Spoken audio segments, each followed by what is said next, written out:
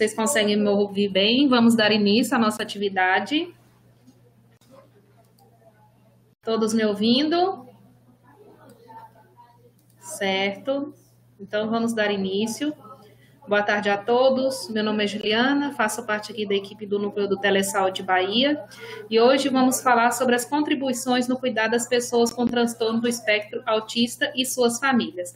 Nossa palestrante convidada de hoje é Márcia Andrade Pinho. Ela é doutora pelo Instituto de Ciências da Saúde, diretora técnica do Centro de Referência Estadual para Pessoas com Transtorno do Espectro Autista, que é o CRETEA. Atua também como psiquiatra infanto-juvenil no CRETEA e no Hospital Universitário Professor Edgar Santos e na Associação de Pais e Amigos de Crianças e Adolescentes Autistas, tá bom? Então, desejo a todos uma excelente web palestra e conduzo a palavra para a palestrante.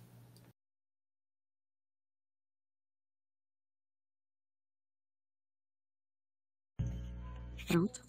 Então, eu queria inicialmente agradecer o convite, dar uma boa tarde para todos e já informar que essa será a primeira de algumas aulas que nós estaremos trazendo para vocês. Aqui? Não. Aqui é melhor, né?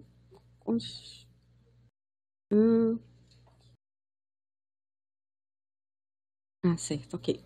Então, assim, inicialmente eu gostaria de falar um pouco do CRETEA, né, que é um dispositivo da rede que existe desde 2016, numa parceria entre o Governo do Estado e a Liga Álvaro Bahia.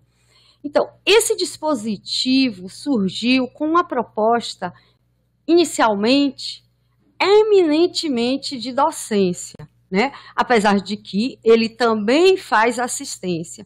Mas o objetivo inicial era estar propondo exatamente isso que nós estamos fazendo agora, que é a capacitação, a educação permanente em relação a esse transtorno, até porque é um transtorno que nós ainda não temos biomarcadores, não existe uma etiologia centrada já, e a todo momento mudam informações sobre o TEA. Então, nesse sentido, é que nós pensamos em dar continuidade a essas aulas sobre TEA. Pronto, agora aqui, vem aqui, né, gente? Aqui. Um minuto que eu sou meia. Então, aonde se situa a atenção básica, né? Nessa rede de cuidados, cujo o orientador da rede, a partir de 2016, passou a ser o CRETEA, né? Então, se a gente pensar que o CRETEA é essa árvorezinha, ao redor nós temos o quê? A rede de cuidado à pessoa com deficiência, a rede de atenção psicossocial e atenção básica. Então, o que eu entendo é que, se vocês têm uma rede de atenção psicossocial, essa rede pode ajudar vocês a construir no município esse cuidado. Se vocês têm a rede de cuidado à pessoa com deficiência, isso também pode acontecer. Se vocês não tiverem nada, nós no CRETEA estamos disponíveis. Se a rede de cuidado da pessoa com deficiência necessitar de alguma orientação, troca de informações, nós também estamos disponíveis, assim como a rede de atenção psicossocial. Eu acho bom. Aqui eu posso passar, né, Ana? Então, vamos para a definição, né? O transtorno do espectro autista é definido como um transtorno caracterizado por um déficit social e de comunicação, associado a comportamentos restrito e repetitivo, cujo quadro é complexo e heterogêneo, com ausência de biomarcadores. Muito bem, assim, se eu tivesse que falar alguma definição minha sobre o transtorno do espectro autista, eu diria que é um transtorno comportamental, né? Porque sociabilização, comunicação, passa a ser também um comportamento que a gente tem com o mundo aí fora, né?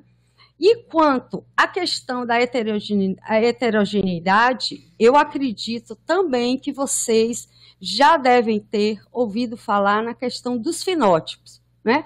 Então, esse complexo heterogêneo, o que a gente está tentando mostrar é a diversidade de fenótipos. Tanto é que o TEA, dentro da rede psicossocial, existe todo um olhar para a singularidade do indivíduo. E no TEA, isso se torna algo muito maior, porque cada indivíduo expressa a doença, o transtorno, de uma forma diferente. Por que diferente? Por conta do fenótipo, ok? Se eu estiver indo muito de... Não? Tá bom? Então, vamos falar um pouco da epidemiologia, né? Então, hoje, 2017, quer dizer, hoje, 2017, não. A última prevalência, a última estimativa de prevalência nos países desenvolvidos foi de 1,5% da população cursa com TEA, que é uma prevalência alta, principalmente se eu pensar, enquanto psiquiatra, na prevalência de esquizofrenia, que é a maior prevalência dos transtornos mentais, que é 1%. Né? Então, quando eu pego um transtorno que em 2017 já bate 1,5%, é o que alguns autores vêm sinalizando, que o TEA, ao longo do tempo, tem se tornado um problema de saúde pública.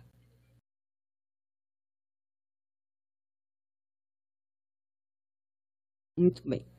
Nos Estados Unidos, a última estimativa foi de, a cada 59 crianças que nascem, uma é TEA, que é uma prevalência muito alta. O TEA, ele acontece 4 vezes mais nos meninos do que nas meninas. Nos Estados Unidos, houve um estudo onde eles observaram que uma comparação entre a assistência das crianças brancas, diagnósticos, versus as crianças negras. Então, eles encontraram que 1,2 vezes os brancos, as crianças brancas, são mais identificadas e recebem um tratamento mais rápido, mais precoce do que as crianças negras.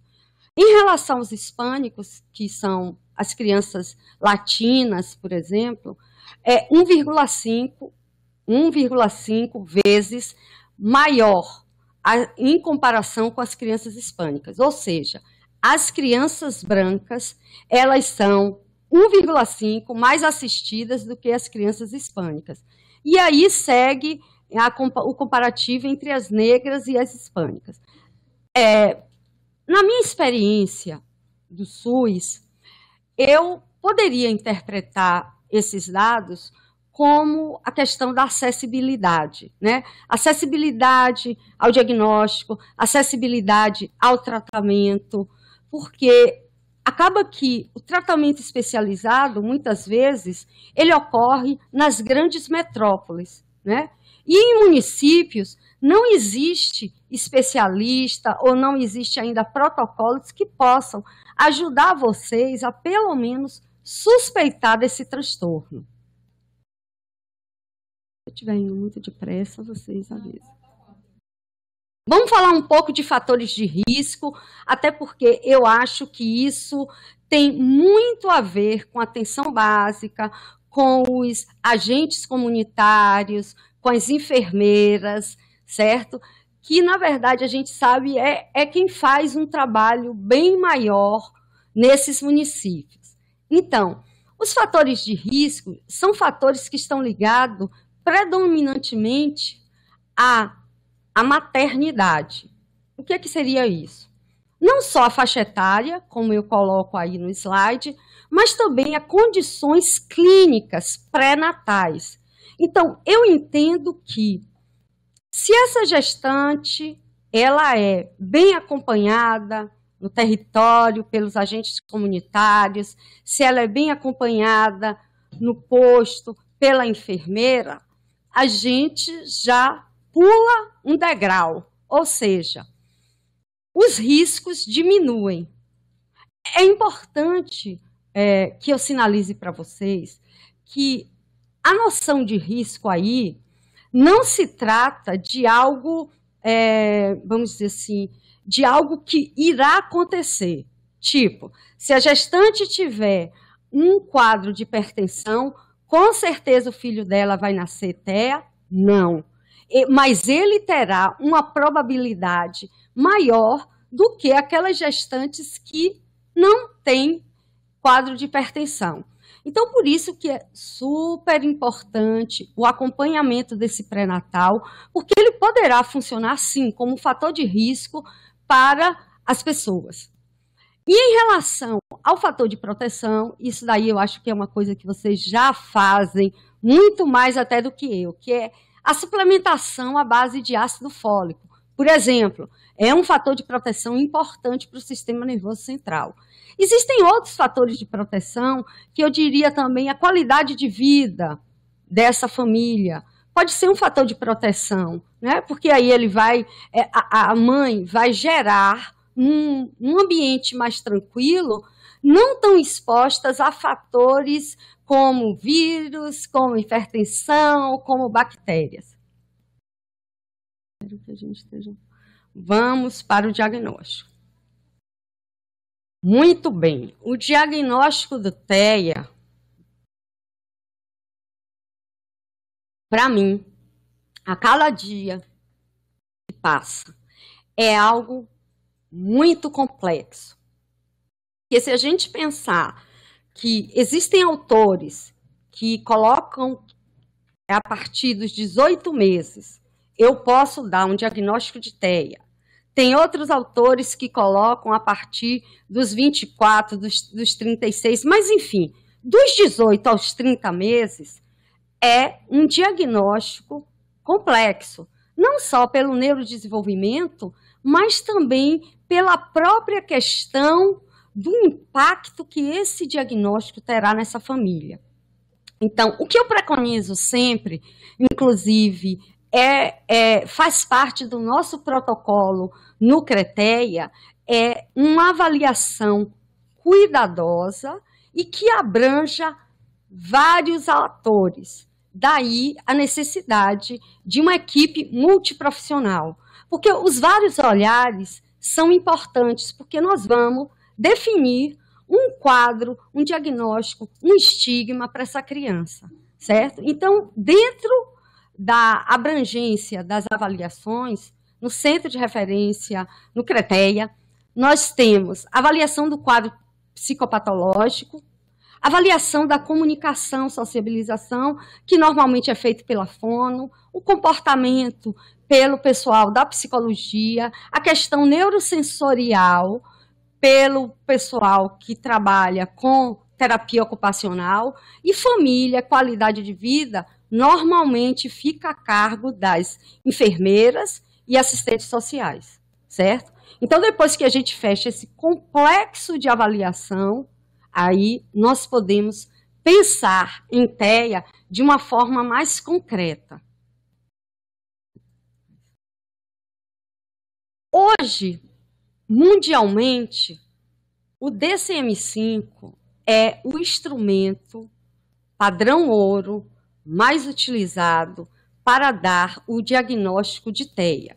Então, vocês veem ao lado aí alguns critérios. Critério A, o critério B, o critério C, D e E. Então, o que é que eu diria em relação ao DSM-5? O principal critério, que inclusive é um critério definidor de TEA ou não TEA, é o critério B, que foi aquilo que eu expliquei a vocês. Se eu tivesse que definir hoje, dar uma definição para o que é TEA, eu falaria, é comportamento, certo? Então, assim, esse critério B é um critério indispensável para ser pontuado na avaliação de uma criança com TEA, ou de um adolescente, ou de um adulto. Até porque eu esqueci de falar com vocês que no CRETEA nós trabalhamos com a faixa etária de 0 a 120 anos, certo? No momento a gente não tem ninguém de 120, mas nós já temos indivíduos matriculados lá com 32 anos, certo? Mais algumas falas a respeito do diagnóstico. Então, é comum as pessoas falarem assim, qual o grau que ele tem. Então, o DSM-5 substituiu essa palavra por grau por níveis de gravidade.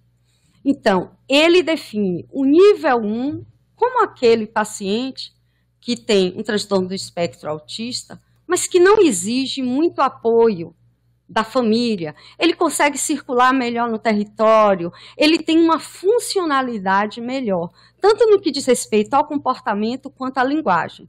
O nível 2, ele já exige um pouco mais de apoio. E o nível 3 é aquele nível que vocês normalmente falam, é um grau grave, ele tem um grau alto, seria nível 3. Então, no CRETEA, normalmente, quando a gente faz um diagnóstico, nós fazemos pelo DSM-5 e trazemos também essa avaliação qualitativa, que seria nível 1, nível 2 e nível 3.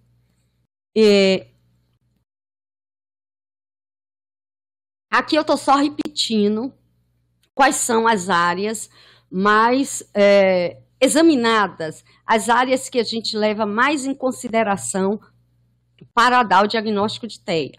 Então, eu fiz questão de mostrar isso porque,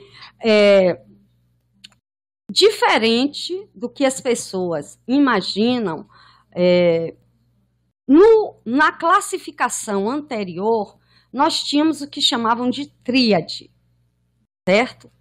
E aí o DSM-5 resolve colocar uma díade, né?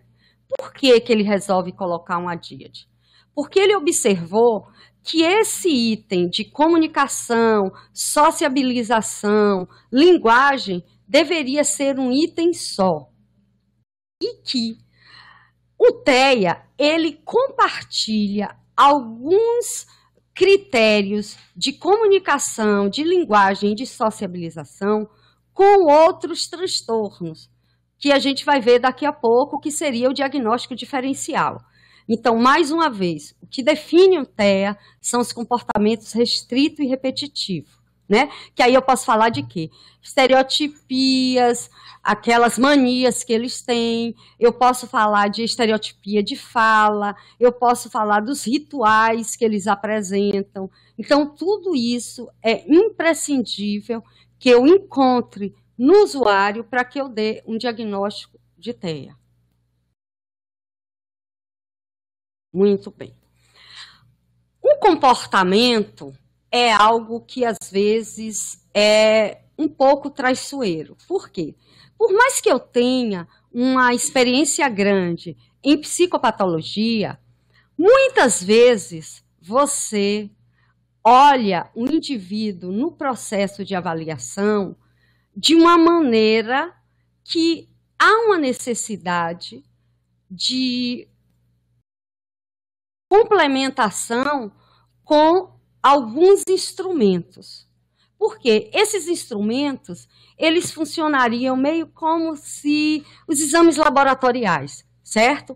Para confirmar um diagnóstico. Ou seja, eu não estou dizendo em nenhum momento que os instrumentos dão diagnóstico, mas os instrumentos poderão confirmar caso a avaliação, caso haja dúvida no transcorrer da avaliação. Então, nós temos o ABC, que é um instrumento de triagem, já validado no Brasil. Inclusive, esse é um instrumento que nós utilizamos no CRETEA para triagem. Nós temos o MChat, que pode ser um instrumento para rastreio, alguns acham que é para diagnóstico, de crianças de 18 a 24 meses. E, na verdade, assim, na minha prática, eu vejo que o MChat é um instrumento muito mais de rastreio, certo? O CARS. O CARS é utilizado por alguns profissionais para dar diagnóstico, também como instrumento de diagnóstico. Mas, no CRETEA, nós usamos como instrumento de segmento. O que é que eu chamo de instrumento de segmento? Em toda a renovação de PTS, que eu acredito que vocês saibam, né, que é o plano terapêutico singular, se faz o CARS, até para que a gente possa avaliar o que melhorou nesse paciente, quais são as áreas que nós precisamos estar investindo mais. E, dessa forma, o CARS nos auxilia na construção do PTS.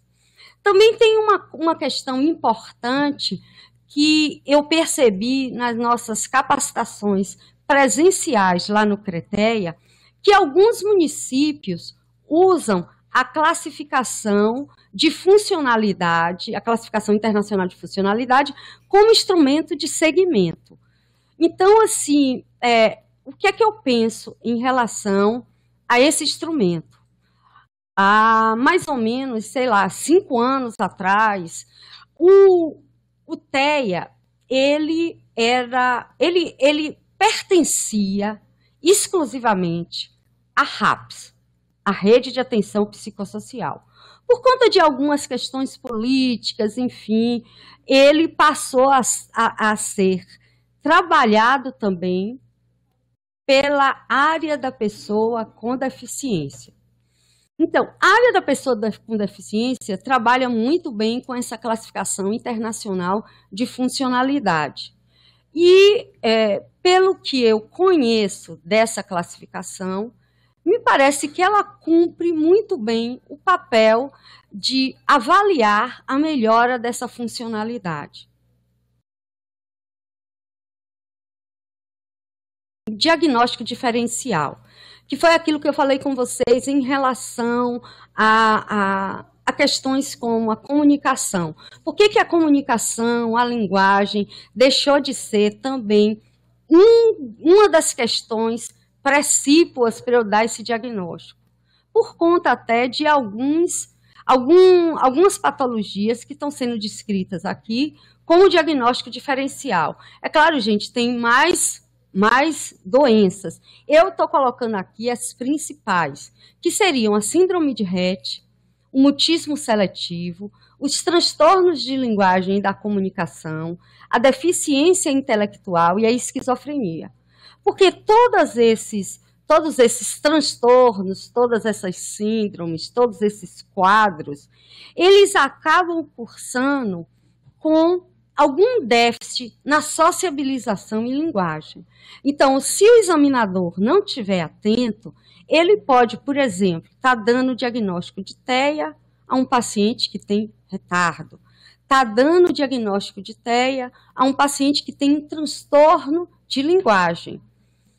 E, na nossa prática, enquanto dispositivo de triagem também da rede, esses transtornos de linguagem, eles se tornam, assim, os maiores dribladores desse diagnóstico de TEA. O que é que eu estou querendo dizer? Porque, muitas vezes, o paciente com transtorno de linguagem, ele não vai ter só como um quadro ele não falar ou não conseguir falar direito. Nós sabemos que a linguagem é ela que abre as portas para uma sociabilização. Então, a partir do momento que eu não consigo me comunicar, eu também não vou ter sociabilização. E muitas vezes, quando a mãe leva, ela traz uma história de que o menino não fala, o menino se isola. Então, aí é um exemplo claro da questão que eu pontuei sobre a abrangência, a delicadeza, a complexidade desse diagnóstico, certo? E até porque, nesse escopo que eu estou colocando, o que é que acontece? Alguns exames laboratoriais ou alguns exames de imagem podem ser pedidos, porque é algo que a gente vê que, na verdade, o TEA, pela ausência de marcadores, que, na verdade, seriam tipo a sorologia que você tem na dengue, uma imagem de ressonância, de tomografia, a ausência desses parâmetros, então, ela torna isso, mais complexo e mais delicado esse diagnóstico. Bastante sede. Algumas comorbidades que estão associadas ao TEA.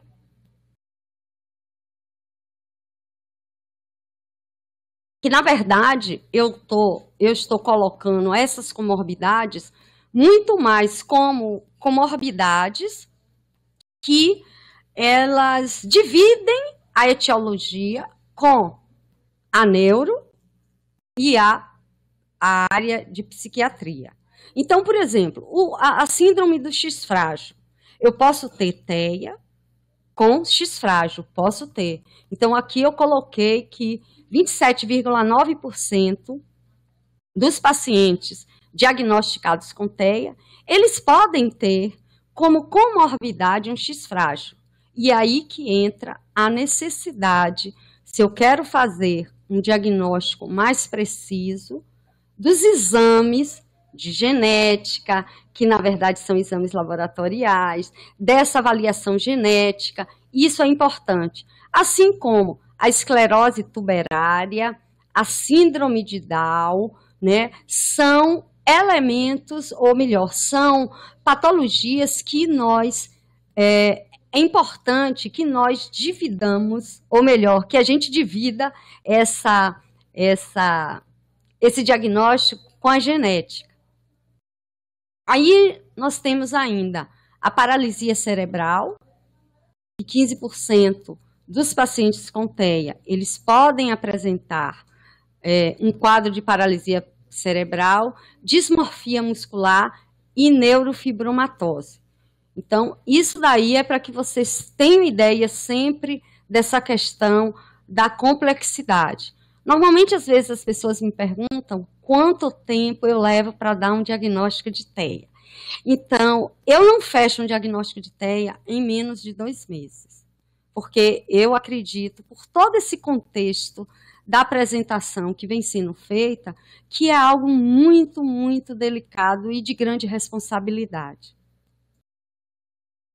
Bom, eu fiz questão de botar esse slide no sentido de situar vocês, porque nós estamos falando de TEA, mas o SUS hoje ainda trabalha com CID-10. E o CID-10 classifica aquilo que o DSM-5 já está lá na frente ainda como um transtorno global do desenvolvimento. Então, se vocês tiverem acesso ao CID, vocês verão exatamente esse panorama que eu coloquei aí no slide, né? Não é chamado no CID-10 transtorno do espectro autista, e sim transtorno global do desenvolvimento. Acredito, não.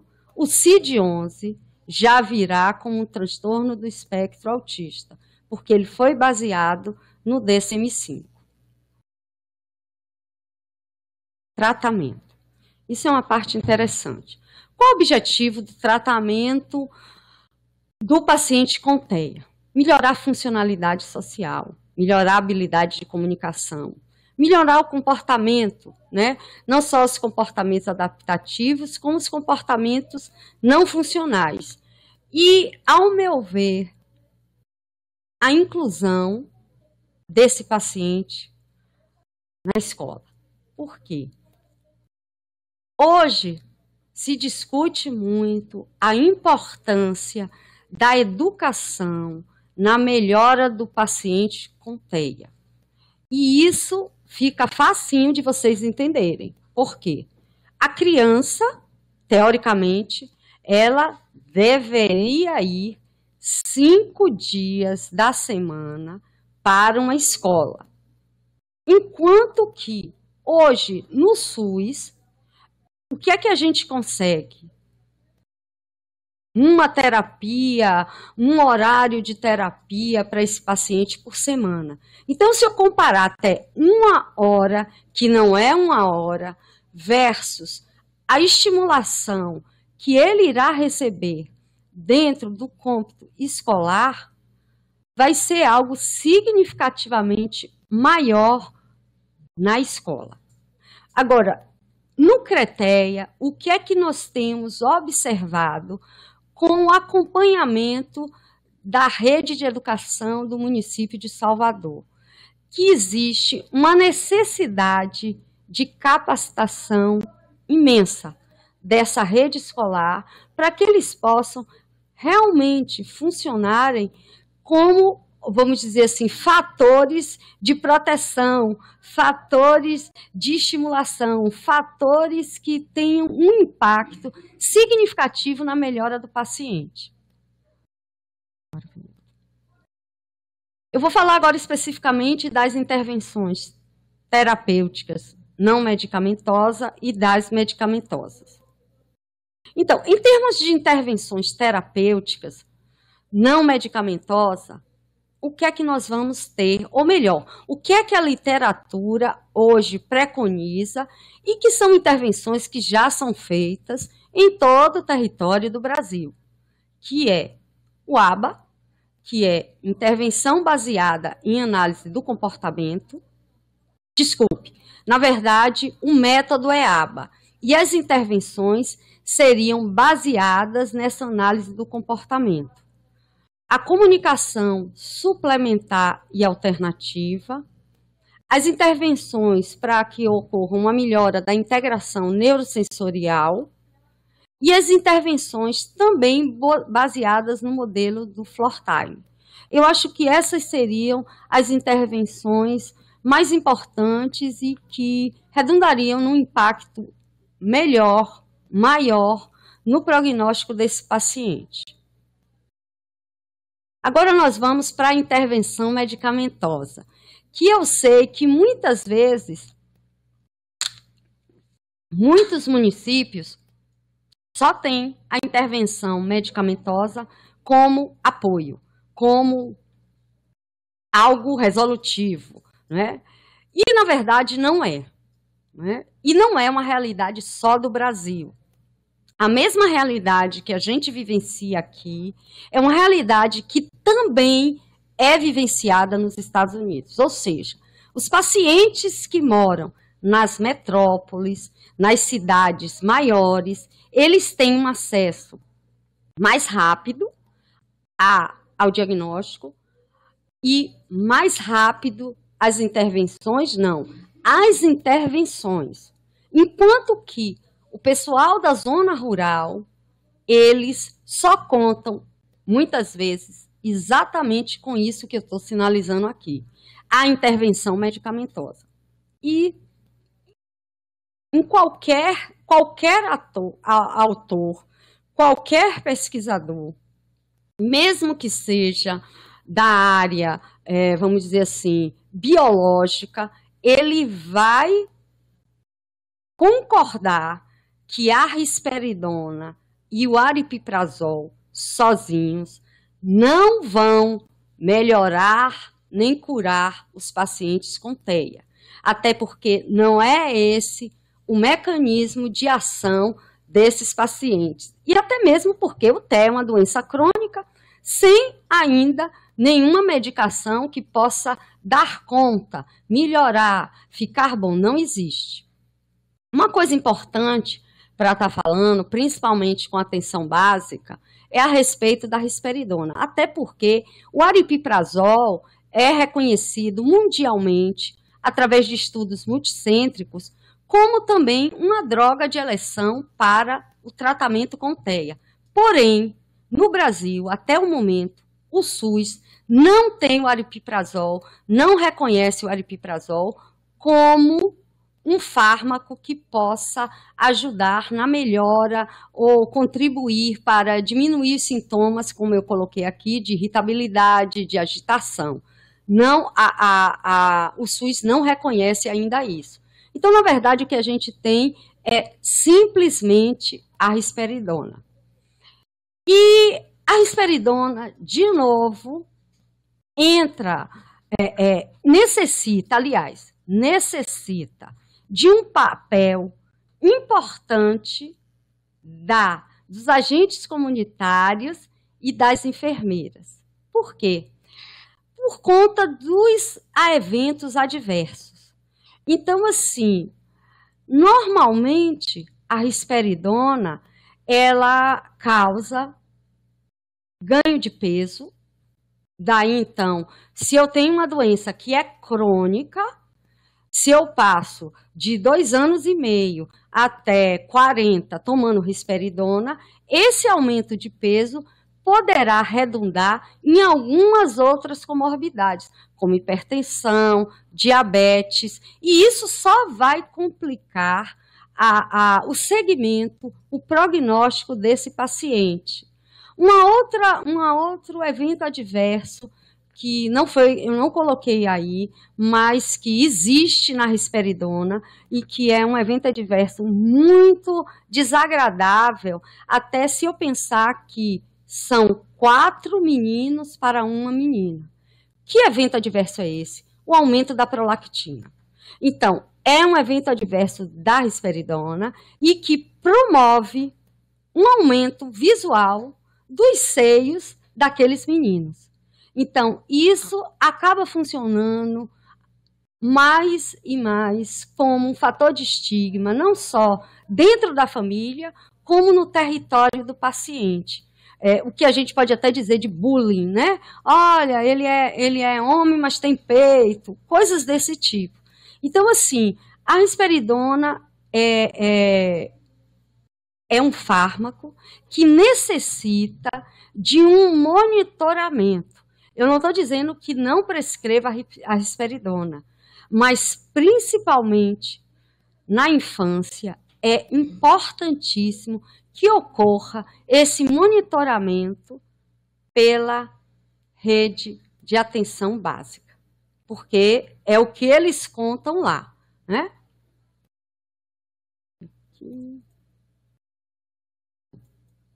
Então, aqui eu vou dar algumas dicas, tipo sinais de alerta para o agente comunitário que vai na casa visitar aquela mãe que pariu, né? Para a enfermeira que faz o trabalho de puericultura desse bebê. São alguns sinais de alerta. Veja só, gente, eu estou colocando sinais de alerta, até para a gente não causar uma iatrogenia de diagnóstico, ou seja, não ler gato por lebre. Então, esses sinais de alerta, como não responder a seu nome a partir dos 12 meses de idade, é importante que a gente observe. Agora, esse sinal de alerta, uma vez positivo, significa que ele é TEA? Não. Significa que ele poderá cursar com algum problema, com algum transtorno que talvez seja importante encaminhar para um especialista. Ou seja, vocês podem fazer a suspeita. Olhe, porque ele não responde ao nome, ele já tem, sei lá, 1 ano e meio e ele não consegue responder ao nome. Por isso que eu estou encaminhando. Como também ele evita o contato social, que é ficar sozinho sempre. Como também não aponta objetos a partir dos 4 meses. Bate as mãos, balança o corpo ou gira, que é o que a gente chama de estereotipias motoras, né? Fica chateado por pequenas alterações. Tem reações incomuns e, às vezes, intensas à mudança de rotina. Então, essas questões são questões importantes para vocês terem em mente no que se refere ao trabalho que vocês realizam no território de vocês. No caso, o agente comunitário, no território deles, naquelas casas, nas residências, nas famílias às quais ele visita, como também as enfermeiras no posto de saúde.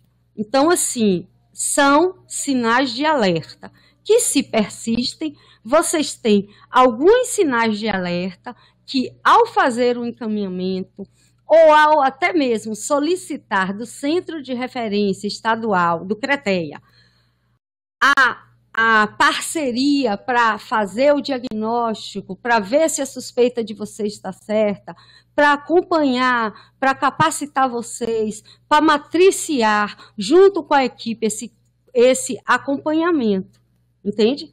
Mas não significa, de novo, que o paciente que apresenta esses sintomas, ele estará diagnosticado com TEA.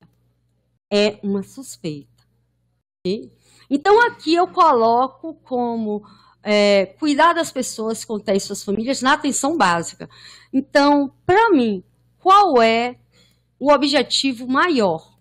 É que a atenção básica consiga fazer essa suspeita diagnóstica, certo? Também existe uma questão importante para eu discutir com atenção básica. Porque dentro do esquema de puericultura, de acompanhamento do desenvolvimento dessa criança, muitas vezes, pelo quadro de TEA, essas crianças não conseguem ter acesso à atenção básica. Não é porque o pessoal da atenção básica não queira receber essas crianças.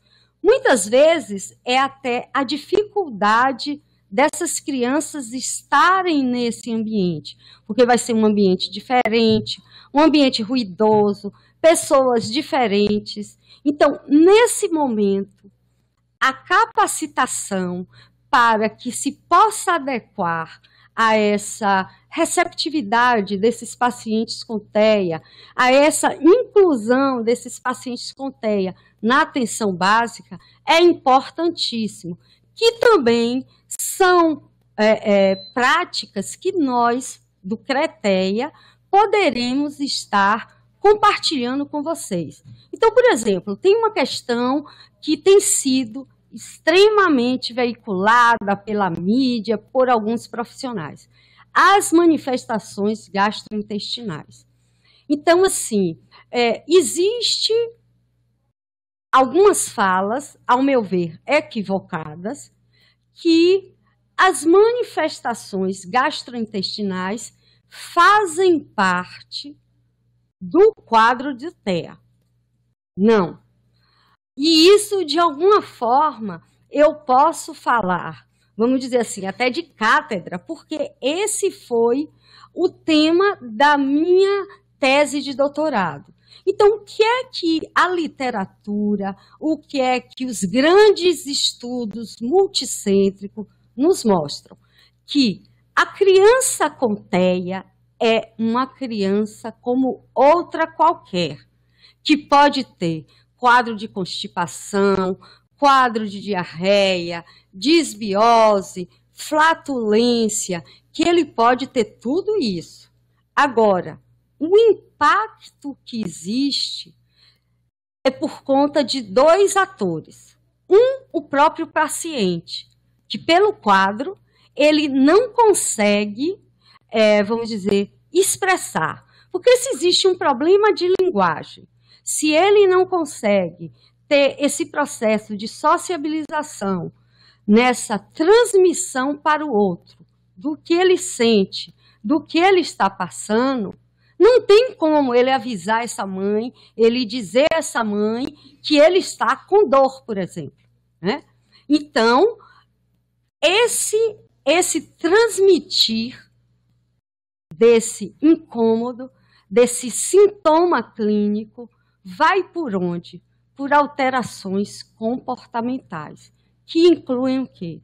Heteroagressividade, agressividade, insônia, aumentam as estereotipias. Então, esse aumento de sintomas do TEA não é porque ele tem uma alergia à lactose. É porque a falta de diagnóstico dessa alergia à lactose, por exemplo, causa uma série de mal-estar nessas crianças, onde vamos dizer assim, a expressão disso se dá por alterações comportamentais, por exemplo. Então, Quando o indivíduo, o gastropediatra, ou sei lá, o médico da medicina holística, a medicina integral, melhora esse quadro gastrointestinal, inexoravelmente, ele vai melhorar o comportamento dessa criança. Porque ela vai deixar de sentir dor. Ela vai passar a ter um intestino funcionando de uma forma mais saudável, certo? Então, quando as pessoas dizem para mim, eu submeti o paciente está fazendo uma dieta à base sem glúten, e por isso ele melhorou. Bom, toda dieta, até onde eu sei, melhora as pessoas, né? Faz qualquer pessoa, independente de ter TEA ou não, se sentir mais saudável, dorme bem, evacua melhor, está mais interagindo melhor com a vida, né? Eu acredito que muitos de vocês já devem ter observado essa sensação após um processo de dieta, certo? Então, de maneira alguma, eu posso dizer que eu tratar uma diarreia, eu estou tratando um sintoma de TEA e eu estou botando essa criança melhor. Não, isso não é decididamente verdade. Agora, o que falta é o quê? É essa capacitação, principalmente para os meus colegas, né? No sentido de que eles possam, com a nossa ajuda, se apropriar de uma semiologia e de uma anamnese que esteja mais coerente com esse indivíduo, que é um indivíduo singular, certo? Uma criança com TEA com 4 anos vai ser uma criança com TEA com 4 anos. Porém, por conta de alguns sintomas do TEA, fica difícil realmente ele utilizar a mesma semiologia que ele utiliza para uma criança sem TEA com 6 anos. Mas isso, de novo, não é impossível. E eu acredito muito que esse é um dos objetivos do Centro de Referência Estadual para Pessoas com Transtorno do Espectro Autista. Eu tinha que falar um pouco, viu, gente, esse título todo, porque eu estou falando muito a sigla. Então, assim, da mesma forma, em relação à saúde bucal, quantos pacientes chegam num serviço, tanto ambulatorial quanto na rede psicossocial, onde a mãe diz, ele está em crise, ele descompensou. E quando nós, mesmo da atenção psicossocial, vamos costurando uma história, o que a gente percebe é que esse paciente nunca foi ao dentista. Então, será que essa agressividade dele é um quadro essencialmente psiquiátrico ou é um quadro clínico que não foi diagnosticado, como, por exemplo, um dente que precisa ser tratado, um dente que precisa ser extraído? E por aí, lá vai, como os quadros de questões dermatológicas e respiratórias. Eu acho que as pessoas que têm quadros, principalmente respiratórios, elas vivenciam um mal-estar, principalmente na hora de dormir, né? Aquela posição meio que horizontal dificulta muitas vezes a respiração e há um incômodo. Então, se vocês imaginarem esse impacto, de novo, numa criança que tem TEA, é muito complexo eu olhar, eu diagnosticar, eu nomear esse mal-estar como uma descompensação do quadro psiquiátrico. Então, se eu tenho uma atenção básica capacitada, ela vai ajudar a atenção especializada a não iatrogenizar esse paciente. Por quê? Porque aí eu não vou ler como um quadro de descompensação e medicar com neurolépticos, que só vai piorar, principalmente no que se refere às manifestações gastrointestinais. Então, a utilização de neurolépticos, como a risperidona, em pacientes que sofrem de manifestações gastrointestinais, independente de ser ausência da enzima da lactose, ausência vamos dizer assim, de enzima também que possa digerir o glúten. Quando esse quadro é interpretado como um quadro psiquiátrico e que o psiquiatra ou o médico da atenção básica aumenta a dose de risperidona, aí a gente está caminhando com a iatrogenia do paciente. Entende? Assim, tipo, cada vez mais o paciente vai piorar, cada vez mais eu vou introduzir mais medicação, quando, se eu pudesse ter feito uma simples, ou talvez até mesmo complexa, avaliação pediátrica nessa criança, talvez eu não precisasse estar entrando com uma medicação que, na verdade, não é a indicada para aquele quadro, certo? Então, eu me ative muito a essas questões, porque nesse ponto, eu acredito que a atenção básica tem muito a contribuir, uma vez capacitada, com a atenção especializada. Ok? O fornecimento de apoio e orientação para a família. Eu acho que eu acho que no próximo slide eu vou estar dando umas dicas, certo? E quando eu falo do fornecimento de apoio e orientação para as famílias, porque eu imagino que uma vez, mesmo o diagnóstico não tendo sido dado naquele território, naquele posto, eu acredito que a família deve repassar para vocês. E de que forma vocês podem estar orientando essa família? De que é que serve esse apoio a essa família? Então, assim, muito bem.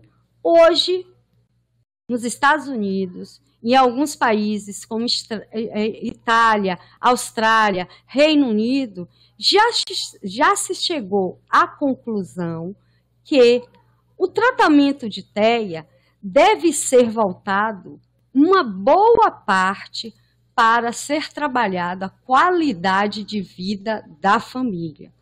Por quê? Por ser uma doença crônica, de novo, que eu posso dar um diagnóstico com 2 anos, essa família vai, para o resto da vida, ter que lidar com aquela doença, certo? Então, eu preciso estar o tempo todo orientando, apoiando essa família, de forma que a não piorar a qualidade de vida, porque isso vai repercutir em sinais e sintomas, não só da ordem psiquiátrica nessa família, mas também da ordem psicossomática, certo? Então, o fornecimento de apoio, se o posto, se a atenção básica, se o agente comunitário, se a enfermeira não puder, por exemplo, fazer uma avaliação fonoaudiológica, claro que não vai poder fazer, né?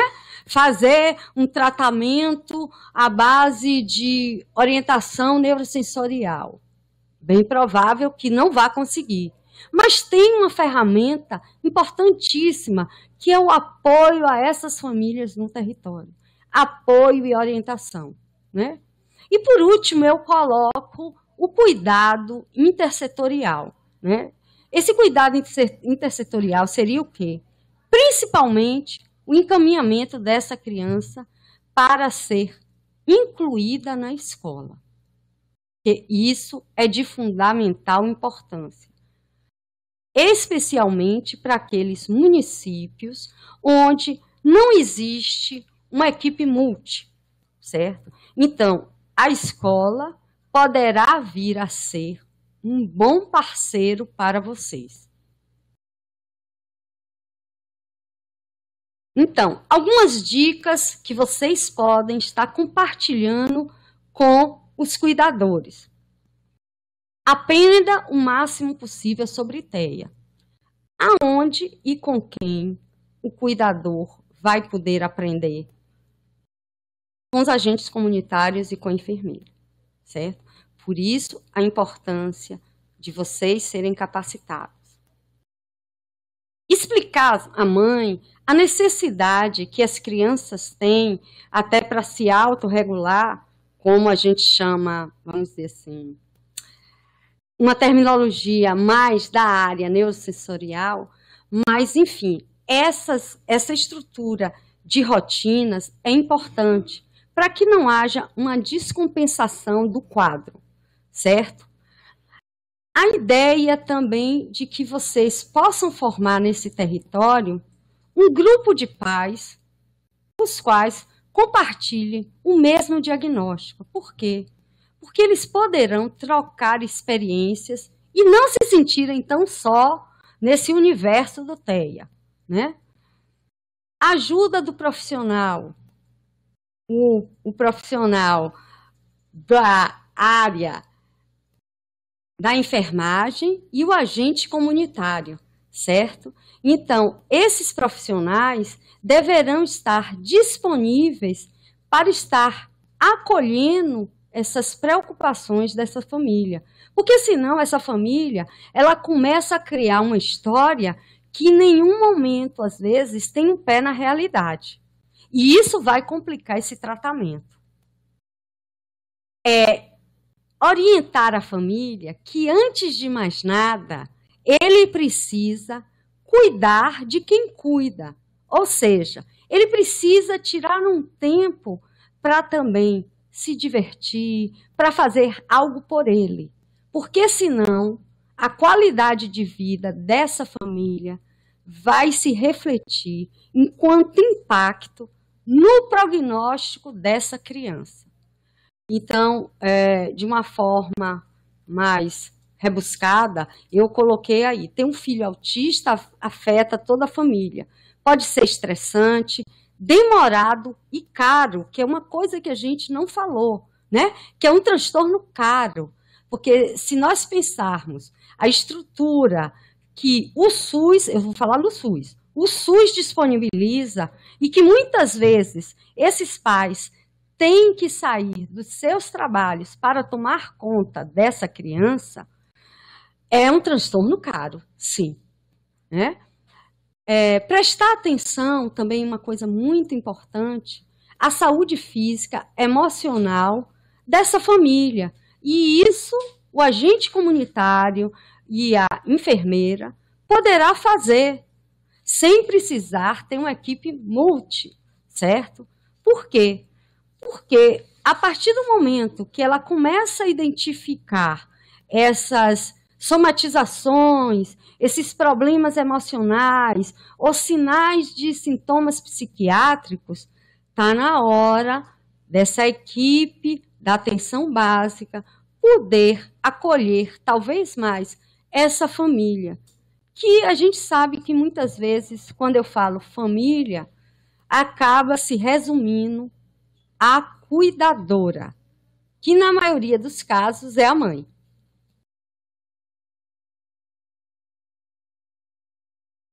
Então, aqui eu coloquei algumas conclusões só para a gente fechar, né? O TEA é um transtorno caracterizado por manifestações comportamentais, acompanhado por déficit na comunicação, interação social, padrões de comportamento restrito e estereotipias. O diagnóstico do TEA é clínico e deve incluir uma avaliação abrangente, preferencialmente por uma equipe que tem experiência no diagnóstico e no manejo do tratamento. O tratamento do TEA visa melhorar o funcionamento social, as habilidades de comunicação, os comportamentos adaptativos e diminuir aqueles comportamentos não funcionais dele e promover a inclusão escolar.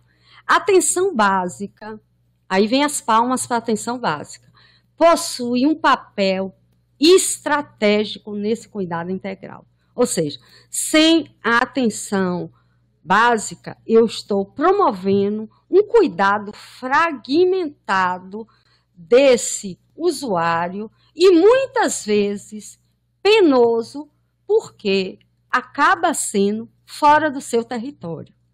Então, a partir do momento que a gente consegue estar capacitando mais essa atenção básica, eu vou estar diminuindo essas viagens das famílias para Salvador, para um centro mais especializado, eu vou estar causando menos estresse nesse paciente e, por conseguinte, talvez até em termos de gestão, diminuindo esse gasto de ida e vinda para Salvador, ok?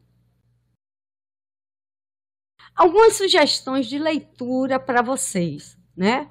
Eu acredito que essa apresentação vai ficar gravada e vocês poderão estar pegando também por esse site, porque existem os livrinhos impressos, mas os sites que a gente disponibilizou aí são sites que você pode conseguir essas diretrizes, essas linhas de cuidado, imprimir ou ler no computador de uma forma bem tranquila. Então, quando eu iniciei a palestra, eu coloquei que essa seria uma das primeiras palestras, das web palestras, do Centro de Referência Estadual para Pessoas com Transtorno do Espectro Autista. Por quê? Porque é dessa forma que eu também vou estar levando, ou melhor, nós do CRETEA estaremos levando para vocês conhecimento, né? Tanto via web, quanto presencial, quanto por e-mail.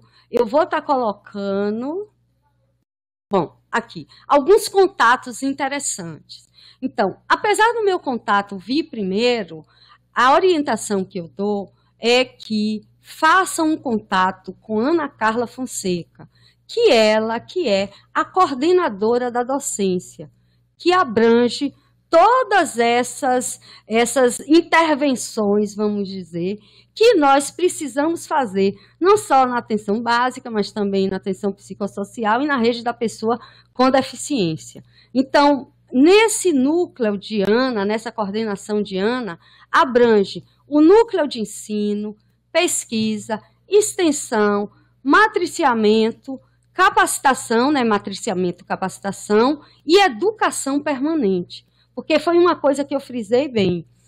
Por ser um transtorno que não existe nenhum diagnóstico, nenhum marcador, nenhuma etiologia, nenhum tratamento ainda, vamos dizer, visto como o melhor, o correto, o certo, a ideia e a necessidade de estar sempre se reciclando para aqueles que trabalham com TEA é importantíssimo. Então, esse também é o papel do CRETEA, está levando para vocês essas novidades, né? Dialogar com esses ensinos ou com essas informações, com essas atualizações que vêm ocorrendo na academia. Pronto, né? Obrigada a vocês, viu? Espero que a gente possa se ver daqui a um mês e meio, aí vai depender do pessoal daqui da CESAB, para que a gente dê continuidade a essas aulas de capacitação para os municípios do estado da Bahia. Você.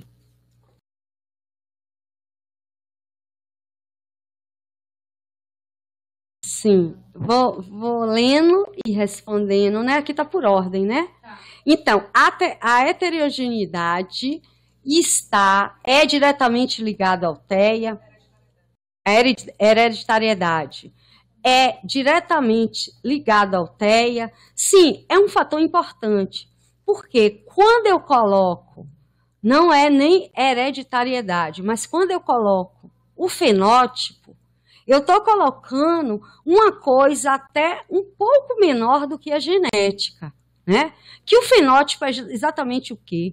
Aquelas características, aquelas doenças, aquelas, vamos dizer assim, expressões de determinadas doenças que o TEA tem.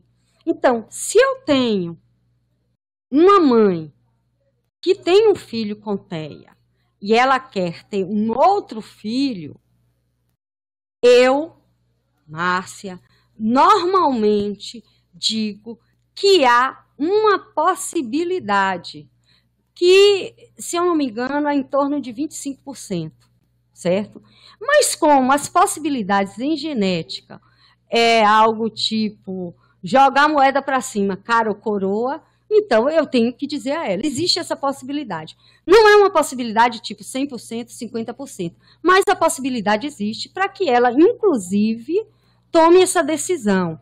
E no caso desse TEA ter alguma doença como esclerose múltipla, síndrome de Down, esclerose tuberária, então aí sim que esse aconselhamento genético é importante ser feito e não ser respondido simplesmente pelo médico, seja ele psiquiatra ou da atenção básica, mas que essa mãe possa ser encaminhada para uma avaliação genética, porque aí eu acredito que a resposta será infinitamente mais precisa, porque não conseguimos obter pediatras qualificados para diagnosticar TEA.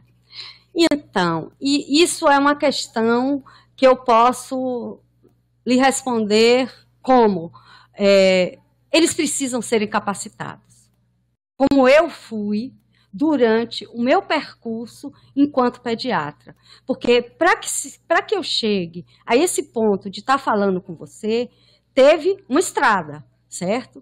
Então, a estrada que o pediatra vai, ou que o pediatra percorre, é uma estrada que muitas vezes o próprio currículo da universidade não contempla esse tipo de abordagem pediátrica.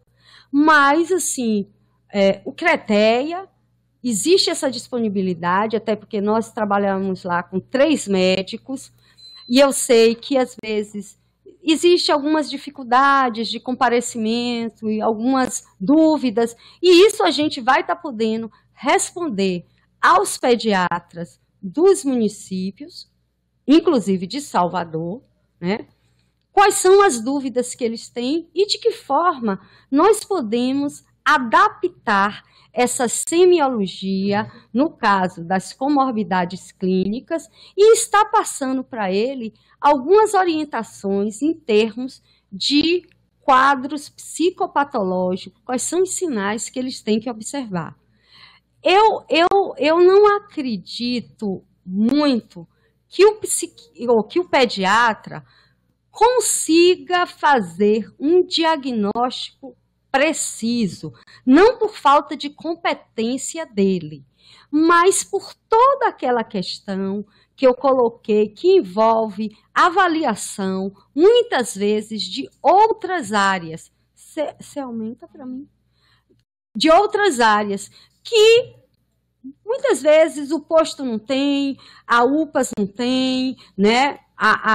O atendimento à família não tem, e aí o que é que ele precisa? Ele precisa ser capacitado para que ele possa conseguir, se ele conseguir fazer uma suspeita diagnóstica direcionada, por exemplo, para o CRETEA, isso daí já está de excelente tamanho.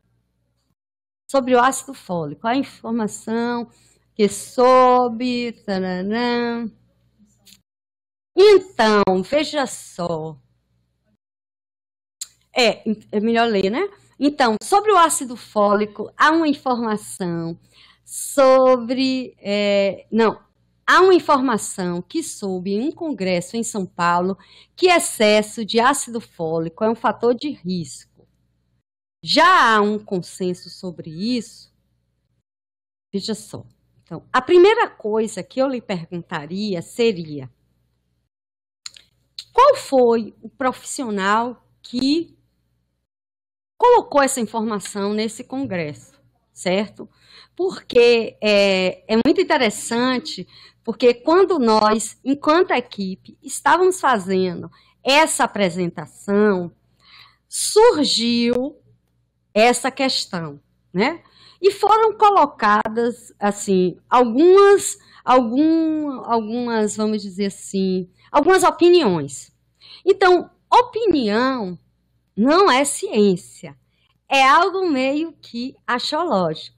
Então, qual foi a melhor resposta que nós conseguimos quando, para fazer essa apresentação, nós fizemos uma revisão bibliográfica do artigo mais recente de atualização que existe de TEA no mundo, que é uma revista chamada The Lancet, certo? Se vocês quiserem, a gente pode até estar compartilhando esse artigo com vocês, certo? Onde eles colocam, não, o ácido fólico não é um fator de risco, e sim um fator de proteção. Então, como é uma revisão bibliográfica que minimamente ele se reportou a vários estudos no mundo, eu acredito que essa é a melhor resposta. Como o psicopedagogo ajudaria nas dificuldades apresentadas? Ave Maria! O psicopedagogo não querendo colocar ninguém só em um lugar, mas sempre quando a gente fala em psicopedagogia, está associado a quê? A educação. E se eu digo que a educação é um grande parceiro, significa que esse psicopedagogo é um grande parceiro nosso. Principalmente se ele estiver lotado, se ele trabalhar numa escola onde tenha crianças com TEA. Como fazemos para realizar o treinamento no CRETEA? Enfim, esse treinamento no CRETEA, conforme eu botei, é um treinamento que deve ser feito mediante a sua liderança maior. O que é que eu chamo de liderança maior? Ou da sua coordenação, solicitando para o CRETEA, através daquele e-mail que eu coloquei, de Ana Carla Fonseca, porque ela que coordena, junto com a equipe, a parte de capacitação, matriciamento, educação permanente. Então, eu tenho certeza, se você hoje, depois da apresentação, passar um e-mail para a Ana, perguntando qual seria o passo a passo dessa visita, dessa capacitação no CRETEA, ela vai lhe dar com enorme prazer, até porque esse é o nosso papel. Como está se dando o uso do CRETEA por usuários que não são de Salvador? Então, os usuários, enquanto enfermeira, quais são as ações que devem se desenvolver com pacientes com TEA e seus familiares? São perguntas separadas? Assim, como está se dando o uso do CRETEA por usuários que não são de Salvador? Essa é uma pergunta separada. Ok, porque você acabou colocando tudo junto. Se você pudesse... isso, para que eu possa responder uma de cada vez. Então, como está se dando, vamos dizer assim, a capacitação, o matriciamento desses usuários no CRETEA de pacientes de outros municípios que não são de Salvador? É exatamente o que eu expliquei anteriormente, né? Então, inicialmente, o que é que a gente precisa para poder estar dando uma capacitação e um matriciamento adequado para cada município? Porque vocês hão de convir que cada município eu vou encontrar um formato de assistência à saúde daquele município. Então, até hoje, nós já capacitamos 140 profissionais da rede de atenção à TEA em municípios, certo? Então, qual seria o primeiro passo, para eu não me tornar muito prolixa? É você entrar em contato com a Ana, estou sobrecarregando a Ana de informação, mas enfim. Entrar em contato com a Ana e colocar para ela, se a pergunta abrange isso, que você tem pacientes com TEAs no seu município e que você gostaria de matriciar esses pacientes com a nossa unidade. Então, caso você já tenha sido capacitado pelo CRETEA, eu tenho quase certeza que o que Ana vai propor é que façamos um estudo de caso desses pacientes com TEA que vocês têm no seu interior e que ele passe pelos protocolos de diagnóstico do TEA no CRETEA, certo? Então, eu não sei se eu consegui lhe responder direito, mas, assim, não tem como o paciente chegar por ele próprio para ser atendido individualmente.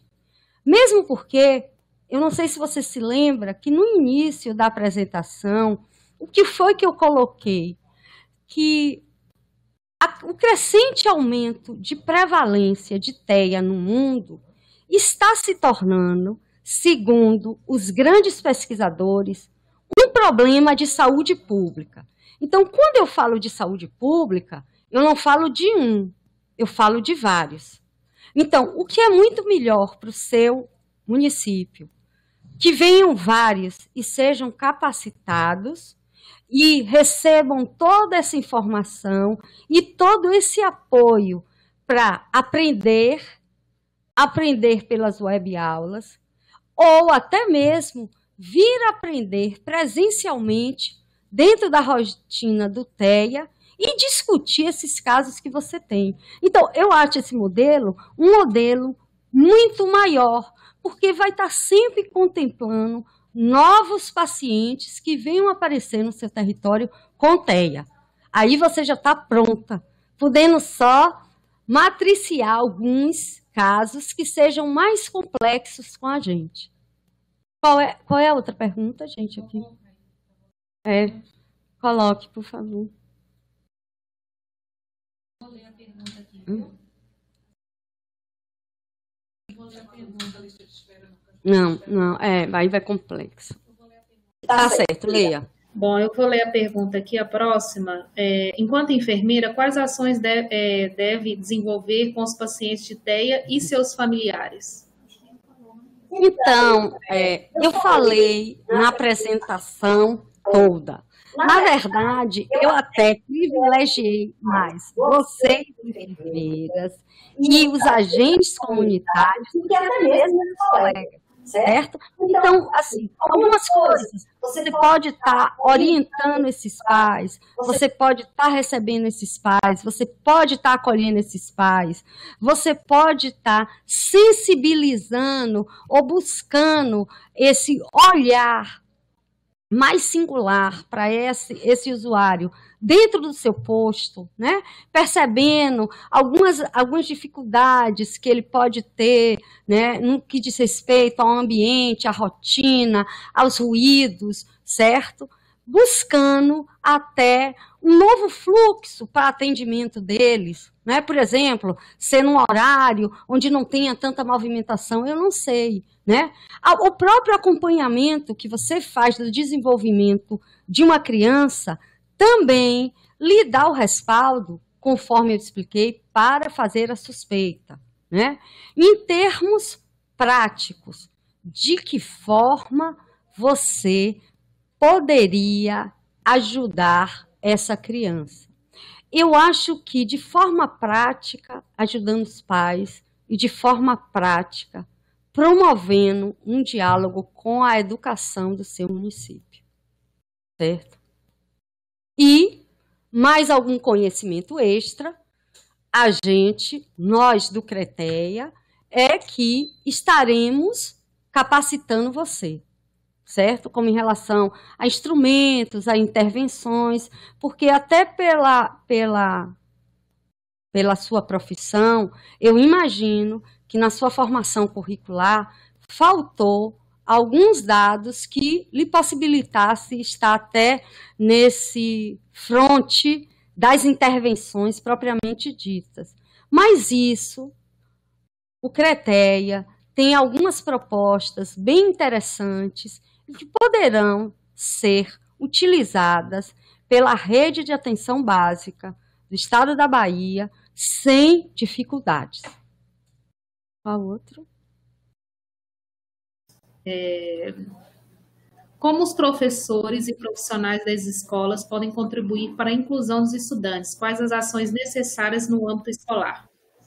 Então, veja só, assim, eu vou falar um pouco da rede de educação do município de Salvador.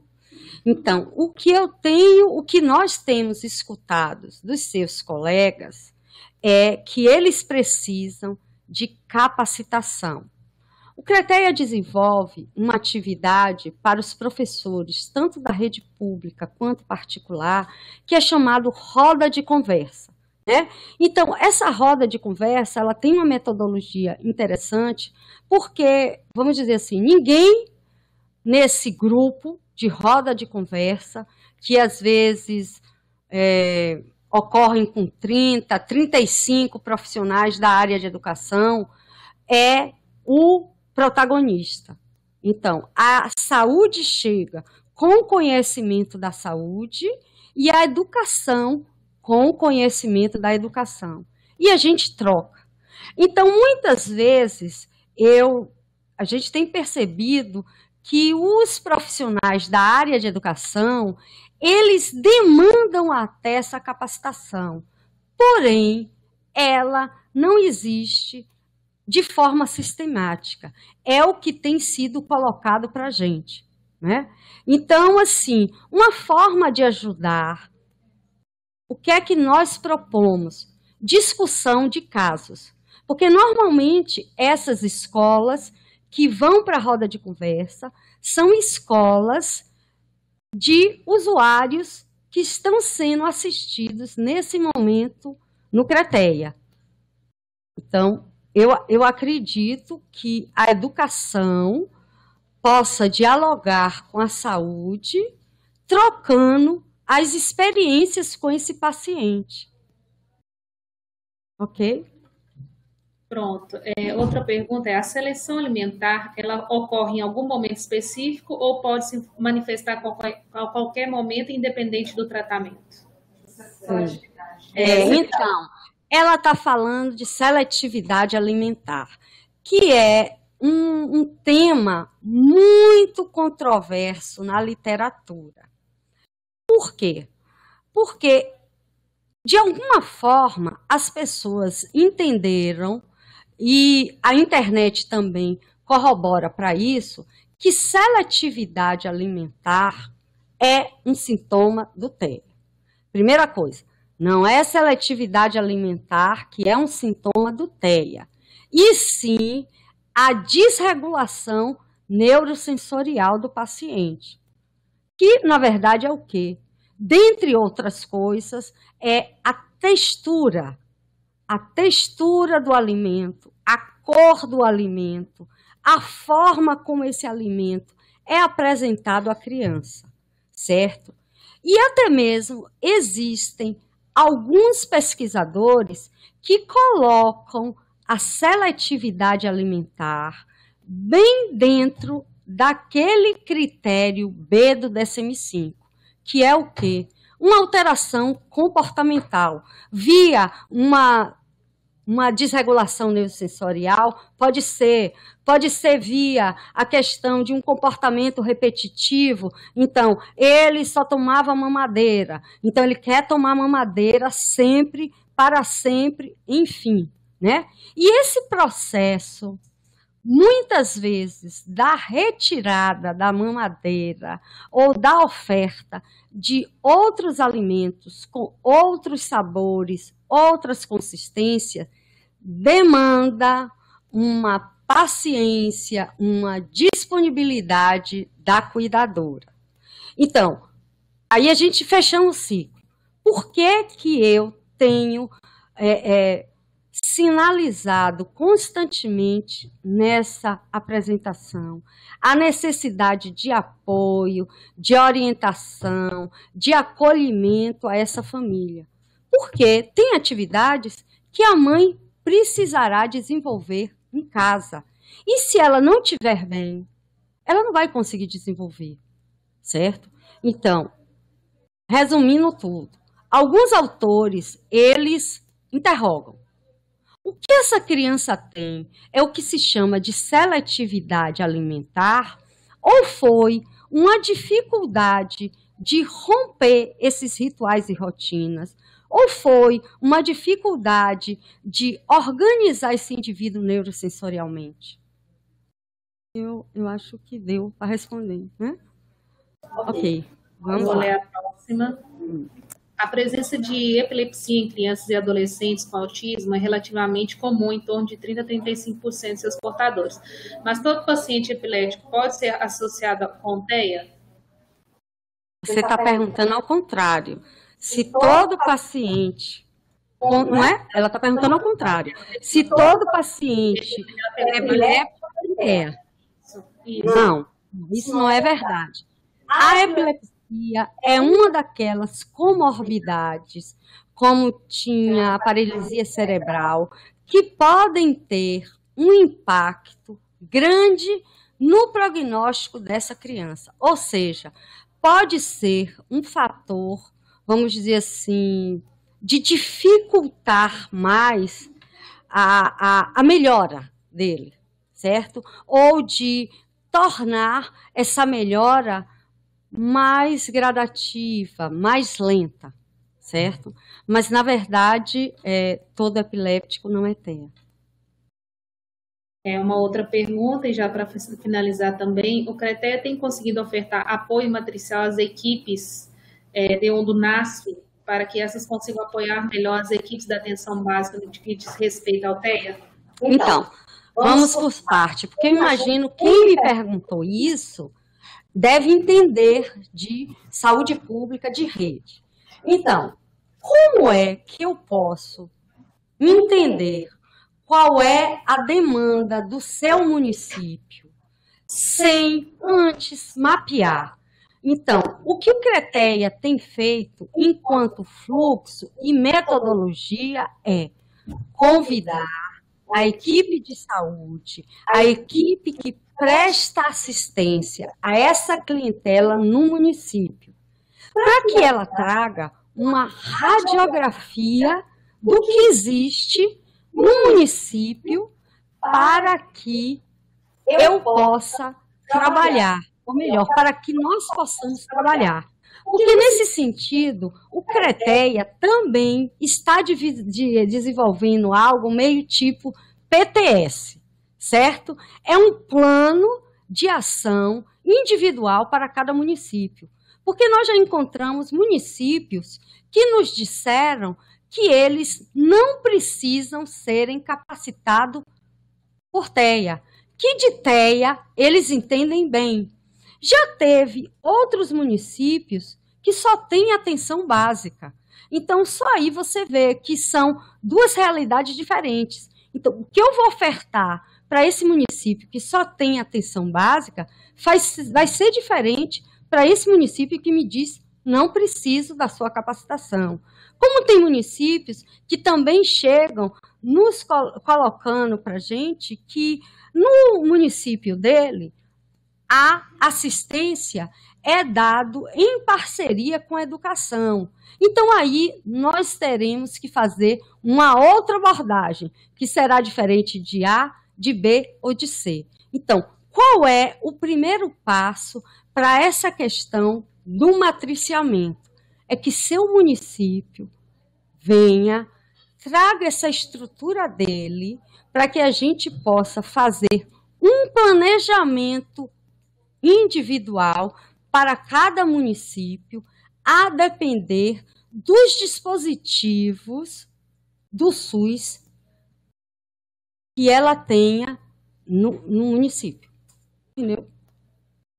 Então, eu acho... Pode? Posso? Aí eu desligo, agradeço. Sim, então, muito obrigada a vocês de novo. E eu espero contar com a presença de vocês, porque conforme eu mostrei na apresentação, nós iremos continuar com essas web aulas, web palestras, no intuito de estar levando mais informações de uma forma mais rápida para vocês. Tá? Obrigada, até logo.